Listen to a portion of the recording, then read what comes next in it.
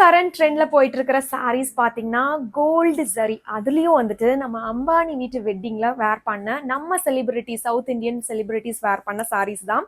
அதுல வந்துட்டு one of the sari பாத்தீங்கன்னா ஜோதிகா மேம் வேர் பண்ணிருப்பாங்க. ஒரு பிங்க் கலர் சரி வந்து பார்டரா வந்திருக்கும்.